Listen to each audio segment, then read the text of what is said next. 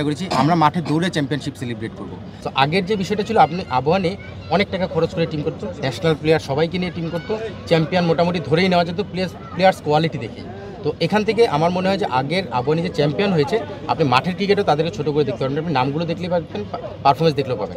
তো এবারে যে বিষয়টা ছিল, নামগুলো আপনি ভারী নামগুলো পাবেন না, খুব বেশি খুঁজে পাবেন না, সেখানে মাঠের ক্রিকেটে ডিফারেন্টভাবে স্ট্র্যাটেজি সাজিয়ে চ্যাম্পিয়ন হতে হয়েছে।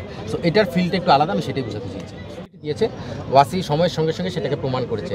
নিশ্চিতভাবেই ওয়াসির এই সুযোগটা কাজে লাগানোর পেছনে আমাদের বাংলাদেশ ক্রিকেটের স্বপ্ন দেখানোর কাজটা হয় যে আমরা লেগ স্পিনারের যে ঘাটতিটা, সেটা আরও বেশ কিছু প্লেয়ার রয়েছে। আমি যদি দেখি, আমার মনে হয় যে ওপেনিং স্লটে কিছু প্লেয়ার যারা ভালো করেছে, আমি এখন স্পেসিফিক নাম বলতে চাই না, আর যারা কিছু প্লেয়ার রয়েছে যারা সুযোগ অপরচুনিটি খুঁজছিল, নিশ্চিতভাবে এই টিম এবং এইচপিতেও কিছু প্লেয়ার সুযোগ পাবে।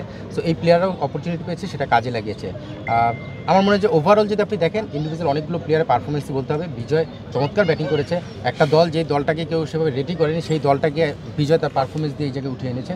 সো নিশ্চিতভাবেই তার পারফরমেন্স ঠিক একইভাবে নাইম শেখ, শামীম পাটোয়ারি, অনেকগুলো নামই বলা যেতে পারে। আপনি কালকে একটা কথা বলছিলেন যে প্লেয়াররা 5টা বাজার জন্য অপেক্ষা করছিল যে চ্যাম্পিয়ন হয়ে ট্রফি নেবে। কোচ হিসেবে আপনার কাছে কতটা মানে ইয়ে থাকলে আপনি এটা বলতে পারেন যে প্লেয়ারদের প্রতি আত্মবিশ্বাস?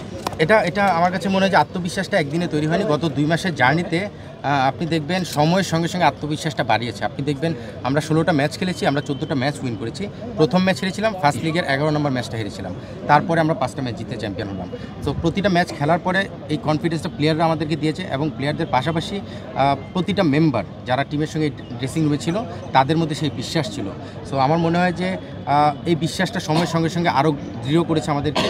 এবং গত ম্যাচ যখন মোহামেডান একদম হারাই স্টেজে চলে গিয়েছিল, আমরা তখন বাসে আবহানির খেলা শেষ করে আসছিলাম বিকেএসপি থেকে, তখনও মানে আমরা মনে করছিলাম হয়তো চ্যাম্পিয়ন হয়ে যাবো, বাট চ্যাম্পিয়ন না হওয়ার পরে যে একটা খারাপ লাগা, সেটা ওইভাবে কাজ করেনি। তখন আমাদের মধ্যে অন্যভাবে আমরা জিনিসটা চিন্তা করেছি, আমরা মাঠে দৌড়ে চ্যাম্পিয়নশিপ সেলিব্রেট করব।